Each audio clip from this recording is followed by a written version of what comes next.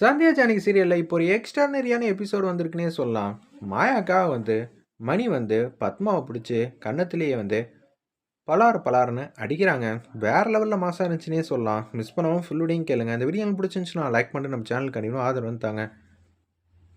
பத்மா ஓவரா பிரச்சனை பண்ணிட்டு இருக்காங்க.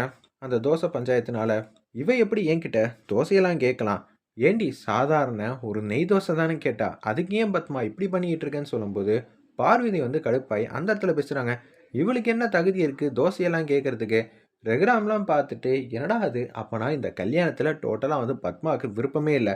எப்படா சண்டை வரும்னு பார்த்துக்கிட்டு இருக்கா பத்மாவுக்கு. அதனால இப்படியெல்லாம் பண்ணிகிட்டு இருக்காங்கன்னு அவர் மட்டும் யோசிச்சுட்டு செம்ம கடுப்பில் இருக்காங்க. வர கோவத்துக்கு நான் உன் கன்னத்திலே பலார் பலார்னு அடிக்கணும் தான் கோவம் வருது. பல்ல கடிச்சிக்கிட்டு நின்றுட்டு இருக்காங்க. அந்த இடத்துல நம்ம ரகுராம், இல்லைங்க இவர் ஓவராக பிரச்சனை பண்ணிக்கிட்டு இருக்கா அப்படின்னு சொல்லும்போது, என்னதான் உனக்கு பிரச்சனையா இருக்குன்னு அந்த இடத்துல கேட்குறாங்க. நம்ம ஜானகிலேருந்து எல்லாரும் ரமணி பாட்டியும் இது எல்லாத்தையும் பார்த்துக்கிட்டே இருக்காங்க. பத்மா நீ ஓவராக தான் பண்ணுறேன்னு மணி பேசுகிறாங்க.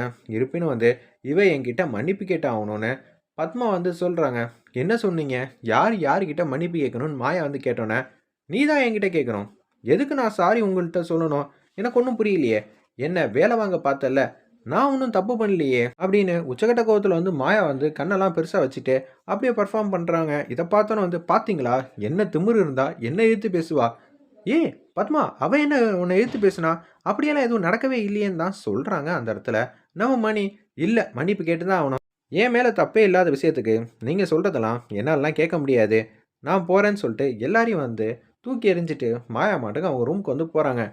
அவள் என்கிட்ட மன்னிப்பு கேட்காத வரைக்கும் நான் வீட்டில் ஒரு சின்ன வேலை கூட செய்ய மாட்டேன்னு பத்மா சொல்லிட்டு வாசலில் உட்காந்துக்கிட்டு இருக்காங்க. சரி ஜானகி மாயா கிட்ட பேசலாம்னு சொல்லிட்டு குடுகுடுன்னு போகிறாங்க.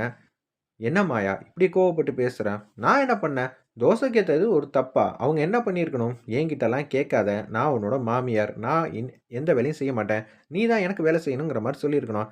ஆனால் அதை விட்டுட்டு அவங்க மாட்டுக்கு இஷ்டத்துக்கு என்ன திட்டுறாங்க. இதெல்லாம் கேட்டுட்டு இருக்கணும்னு எனக்கு என்ன தேவையா? அது மட்டும் இல்லாமல் மன்னிப்பெல்லாம் கேட்க சொல்கிறாங்க. தப்பாக இருந்தால் நானே மன்னிப்பு கேட்பேன். நான் ரகுராமோட பொண்ணு. எனக்கு ரகுராம் மாதிரி அடிக்கடி கோவம் வரும். நான் வேறு எதுவும் பண்ணாமல் விட்டேனே அப்படின்னு நினச்சி சந்தோஷப்பட்டுக்கங்கிற மாதிரி மாசு பண்ணுறாங்க. ஏய் கொஞ்சம் விட்டா நீ பத்மாவை அடிச்சிருவ போல இருக்கே. நான் என்ன பண்ணுறது? அவங்க ஓவராலில் பண்ணிக்கிட்டு இருக்காங்க அப்படின்னு சொல்லிட்டு இருக்கிறப்ப ஒரு பக்கம் சீனுவை ஃபோன் அடித்து கூப்பிட்ருக்காங்க பத்மா.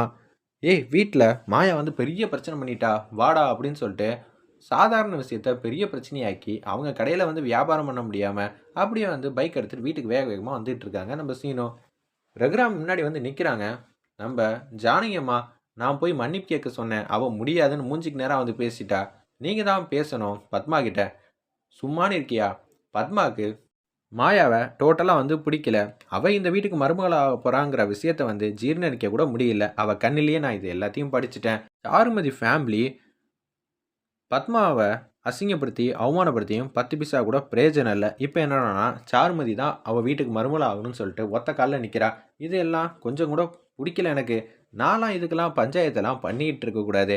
ஒரு விஷயத்த நம்ம தலையிடாமல் இருந்தாலே அதுவே சரியாயிடும். அது மாதிரி விஷயந்தான் அவங்க 2 பேருக்குள்ளே இனிமேட்டு மாமியார் மருமகனா அடிக்கடி சண்டை சச்சரவு வந்துட்டு தான் இருக்கும். எல்லா இடத்துலையும் ரகுராம் நின்னானா எனக்கு என்ன மரியாதை, சும்மானு இரு அப்படின்னு சொல்லிட்டு ரகுராம் மாட்டுக்கும் கேஷுவலாக போக ஆரம்பிச்சிடுறாங்க. சீனு வந்துடுறாங்க. அம்மா என்னம்மா பிரச்சனை அப்படின்னு சொல்லும்போது நடந்த விஷயத்தெல்லாம் கொஞ்சம் மாற்றி மாற்றி பேசுகிறாங்க. அந்த இடத்துல ஏய் உன் பொண்டாட்டியா வரவ கண்டிப்பாக என்கிட்ட மன்னிப்பு கேட்டு தான்டா ஆகணும். இப்போ மட்டும் மன்னிப்பு கேட்கலான்னு வச்சுக்கேன், நான் என்ன முடிவு எடுப்பேன்னு எனக்கே தெரியாதுங்கிற மாதிரி சொன்னேன். சீனு வேக வேகமாக மாயாவை தேடிக்கிட்டு இருக்காங்க. மாயா கிட்ட மன்னிப்பு கேட்குறாங்க நம்ம மணி. நீங்கள் என்ன தப்பு பண்ணீங்க மாமா மன்னிப்பு கேட்க? நான் தானம்மா சும்மா இருந்த உன்னை உன் அத்தைக்காரி ரொம்ப சூப்பராக தோசை குத்துவா, அவளுக்கு தெரிஞ்ச வேலை அது ஒன்று தான் நான் சொல்லிகிட்டு இருந்தேன். ஆனால் என்ன பண்ணுறது, என் வாயில் தான் வில்லங்க இருந்திருக்கு போல இருக்கு. இல்லை உங்கள் மேலெல்லாம் தப்பு இல்லை மாமா, அவங்க தான் தப்பாக பேசியிருக்காங்க. நான் எதுவுமே பண்ணாதப்ப என் மேலே தான் தப்பு இருக்குன்னு சுற்றி இருக்கிற எல்லாரையும் நம்ப வச்சுருக்காங்க. இது எவ்வளோ பெரிய தப்பு தெரியுமா? உனக்கு தெரியுது, எனக்கு தெரியுது, ஆனால் மற்றவங்களுக்கு புரிஞ்சிக்க தெரியலையே. ஜானகி அம்மா கூட பிரச்சனையை பெருசாக வேணாம், மன்னிப்பு கேளு அப்படின்னு சொல்கிறாங்க. அம்மாடி நீ யார் வீட்டு மருமக தெரியுமா? மணி வீட்டு மருமக. நான் என்னைக்காகவும் யாருக்காகவும் உன்னை நான் விட்டு கொடுக்க மாட்டேன். உனக்கு எய்த்தாப்பில் நிற்கிறது ரகுராமா இருந்தால் கூட நான் உன்னை விட்டு கொடுக்க மாட்டேன், சரியா? நீ தான் என் வீட்டு மருமக. அதே மாதிரி உன் கௌரவத்தையும் நான் காப்பாற்றுவேன். தப்பே செய்யாதப்ப நீ எதுக்கு மன்னிப்பு கேட்கணும்? தேங்க்ஸ் மாமா, நீங்கள் என்னை பற்றி புரிஞ்சுக்கிட்டதுக்கு. இல்லை மாயா, மாயா எப்போதுமே வந்து 100% கரெக்டாக இருப்பா. அவ தப்பே பண்ண மாட்டான்னு எனக்கு முழு நம்பிக்கை இருக்குது. இன்னொன்று, கண்ணுக்கு எதிராக வந்து அநியாயம் பண்ணிகிட்டு இருக்கிறவ பத்மா. அவளை கேட்க வந்து இங்கே இருக்கிற யாருக்கும் வந்து எதுவும் இல்லையா? ஆனால் ஏன் மருமகளை பிடிச்சி வம்பிழுப்பாங்களா? நீ எடுத்த முடிவுக்கு நான் 100% நான் 200% உன் கூட தான் வந்து நிற்பேங்கிற மாதிரி சூப்பராக வந்து பேசிகிட்டு இருக்காங்க. ஒரு பக்கம் சீனு வந்துடுறாங்க. நீ ஏன் அம்மா கிட்ட இப்படியெல்லாம் பேசின? எப்பட்றா என் மருமக பேசுனா? அப்பா, நான் உன்கிட்ட பேசலப்பா, நீ உன் மருமகளுக்கு சப்போர்ட் பண்ணாத அப்படின்னு சொல்லும்போது, சீனு நீ என்ன சொல்ல வர? பிரச்சனையை பெருசாக்க வேணாம், மன்னிப்பு கேளு. நான் எதுக்குடா மன்னிப்பு கேட்கணும்? அவங்க யாரு? அவங்க சும்மான ஆளா? அவங்க எவ்வளோ பெரிய ஆள் தெரியுமா? உன்னோட அத்தைங்கிற மாதிரி ஒரு பிம்பத்தை வந்து கிரியேட் பண்ணிக்கிட்டு இருக்காங்க அந்த இடத்துல. டேய், உன்னோட அம்மானா எனக்கு அத்தை தானடா, இதுக்கு எதுக்குடா பெருசாக வந்து பேசிக்கிட்டு இருக்க அப்படின்னு சொன்னேன். ஏய், அவங்க வச்சது தான் இந்த வீட்டில் எல்லாமே. சின்ன சின்ன பிரச்சனையை வந்து அப்பயே பேசி தீர்த்துடணும். இதுவே மனஸ்தாபம் வந்துச்சுன்னா அப்புறம் ரொம்பவே கஷ்டமாயிடும். நீ இப்போ மன்னிப்பு கேட்க போறியா இல்லையாங்கிற மாதிரி கோவமாக வந்து கத்துறாங்க. டேய், உனக்கு எனக்கும் கல்யாணம் பண்ணலான்னு பேசி ஒரு முடிவுக்கு தாண்டா வந்திருக்காங்க. இன்னும் நீ ஒன்றும் ஹஸ்பண்ட் ஆகலை. என்ன ஆர்டர்லாம் வந்து செம்மையாக வந்து தூள் பறக்க பேசிக்கிட்டு இருக்க. என்னடா, நான் சம்மதம் சொன்னாதான் நீ என் கழுத்திலே தாலி கட்ட முடியும், பார்த்துக்க.